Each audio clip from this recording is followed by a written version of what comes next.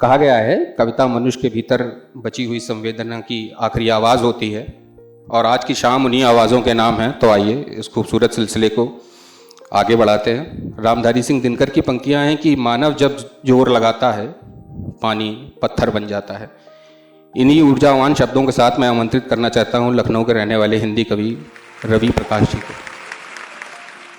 मैं रवि प्रकाश सिंह एक सेवानिवृत्त अधिकारी हूँ, कृषि विभाग से रिटायर्ड हुआ हूँ और कुछ दिनों से कुछ लिखने की भी इच्छा हुई। आज आपके सामने एक छोटी सी रचना अपने जीवन पर ही लिखा है, वो दे रहा हूँ। झुर्रियों में छिपी हुई जीवन की पूरी कहानी है, बुढ़ापा कोई बोझ नहीं, अनुभव की निशानी है। धीरे धीरे चलते कदम फिर भी हिम्मत बाकी है, धीरे धीरे चलते कदम फिर भी हिम्मत बाकी है। बीते बरसों की यादों में जीवन की चमक बाकी है। कभी जो सबका सहारा था, अब मैं सहारा ढूंढता हूँ। अपने ही आंगन में अक्सर चुपचाप बैठा रहता हूँ, अपने ही आंगन में अक्सर चुपचाप बैठा रहता हूँ। आँखों में सपने की कम सही, पर अपनापन गहरा है। थका हुआ ये तन भले हो, मन भी आप अपने आप सुनहरा है।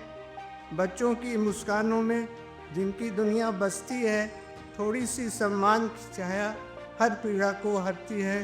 बूढ़े पेड़ की छाँव सरीखा सबका जीवन ही होता है। जो आदत करना सीख नहीं पाया, वही सच में बड़ा नहीं होता है। ये जीवन का सार है, आप सभी की आशा में मैं भी जीता हूँ। समय के ऊपर मैंने कुछ लाइनें लिखी हैं। मैं समय हूँ, मैं समय हूँ, मैं खेलता हूँ। हंसना और आंसू समय का ही एक मुखौटा है, क्योंकि मैं समय हूँ, मैं समय हूँ। प्रतीक्षा से, धैर्य से, दैनिक संघर्षों के जागरण से हमने भी एक दुनिया बसाई हुई है, और जो सपने भूल गए थे उनको भी मैं देख रहा हूँ, और मैं समय हूँ। खोया हुआ प्यारों का अथक अकेलापन ही जीवन में होता है, जो कभी पश्चाताप में भी घिरा होता है। लड़ा और हारा नहीं हूँ, मैं भी एक समय हूँ, अपने समय के अनुरूप चलता रहता हूँ। प्रत्येक दिन घंटों के संकटों का खामोश जीवन भी रहता है। भय और दर्द पीड़ा को ठीक करना भी ठीक होता है, और अच्छे समय का भी समय हूँ।